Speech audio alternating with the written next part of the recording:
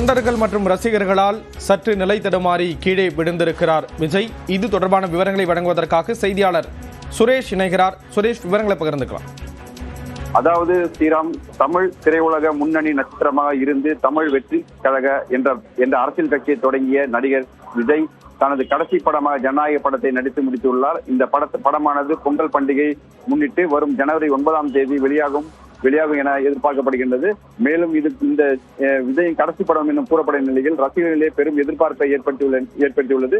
ஜனநாயகத்தின் இசை வெளியீட்டு விழா நேற்று முன்தினம் மலேசியாவில் வெகு விமர்சையாக நடைபெற்றது. இந்த விழாவில் விஜய் பேசிய போது ரசிகர்கள் பெரும் மகிழ்ச்சியை ஏற்படுத்திய நிலையில் இந்த இசை வெளியீட்டை முடித்துக் கொண்டு மலேசியாவில் தனி விமானம் மூலம் சென்னைக்கு 7:30 மணி அளவில் வருவதாக ரசிகர்களுக்கு தகவல் கிடைத்துள்ளது. அதனால் சுமார் நூற்றுக்கணக்கான ரசிகர்கள் சென்னை பன்னாட்டு விமான நிலையத்தில் குவிந்தனர்.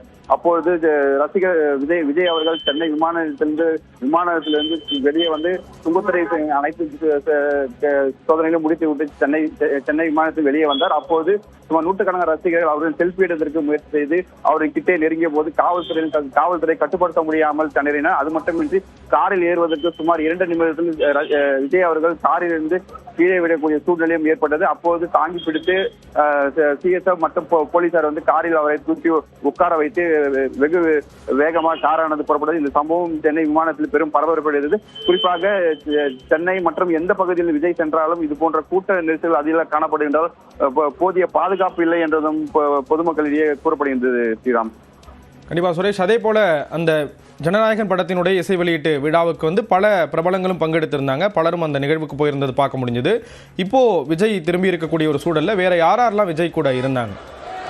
கண்டிப்பாக ஸ்ரீராம், குறிப்பாக வந்து இசையமைப்பாளர் அனிருத் மற்றும் அந்த படத்தின் கதாநாயகி கூட சென்னை விமானத்தில் வெளியே வரும்போது ரசிகர்கள் சூழ்ந்து வெளியிலே வர முடியாத அளவுக்கு சூழ்நிலை ஏற்பட்டது. அதன் பிறகு அவங்க சென்னை காரில் ஏற முடியாமல் மீண்டும் சென்னை விமான நிலையத்துக்கு சென்று அதை பிறகு 1 மணி நேரம் பிறகு மட்டும்தான் சென்னை விமான நிலையத்தில் வெளியே வரக்கூடிய சூழ்நிலையும் ஏற்பட்டது.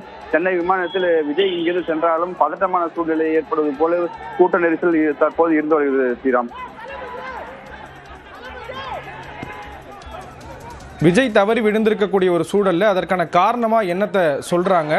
எதன் காரணமா விழுந்தாரு? அதுக்கு அவருக்கு உரிய பாதுகாப்பு வழங்கப்பட்டிருந்ததா ஏர்போர்ட்ல? கண்டிப்பா மாலை சுமார் 4 மணியிலிருந்து விஜய் வருவதாக வந்து ஒரு தகவலானது வெளியான நிலையில் சுமார் 7:30 மணியில் தனி விமானமானது சென்னை வந்து இறங்கியது. அதன் பிறகு வழக்கமாக பயணிகள் வருந்தாலும் 1 மணி நேரத்துக்கு மேலாக சென்னை விமான நிலையத்தில் சுங்கத்துறை சோதனை மற்றும் குடியுரிமை சோதனை முடித்துவிட்டு சென்னை விமான நிலையத்தில் வெளியே வருது. ஆனால் விஜய்க்கு சிறப்பு ஏற்பாடுகளும் செய்யப்பட்டு சுமார் அரை மணி நேரத்தில் சென்னை விமானத்தில் வெளியே வந்தார். அப்பொழுது சுமார் நூற்றுக்கணக்கான பயணிகள் மற்றும் அவருடன் கூட வந்த பயணிகள் மற்றும் ரசிகர்கள் சென்னை விமானத்தில் சூழ்ந்து கொண்டு வெளியே அவருடைய காரில் ஏற முடியாத சூழ்நிலை ஏற்பட்டது. அதன் பிறகு போதிய ஏற்கனவே வந்து குறிப்பாக அதிக ரசிகர்கள் மற்றும் பயணிகள் வரக்கூடிய சுமார் 7 மணி அளவு எப்பவுமே வழக்கமாக பரபரப்பாக காணப்படும் விமான நிலையம். அப்ப கூடுதலாக ரசிகர்கள் வந்ததால் அவர் வந்து வெளியில வர முடியாத சூழ்நிலை ஏற்பட்டது. அப்பொழுதுதான் வந்து தள்ளுமுள்ளில் சிக்கி தவிக்கித்தான் விஜய் அவர்கள் வந்து கீழே விழுந்தார். அப்பொழுது தாங்கி பிடித்து அவருடைய தொண்டர்கள் மற்றும் பாதுகாப்பாளர்கள் காரில் ஏற்றி அனுப்பி வைத்துள்ளனர். ஸ்ரீராம்,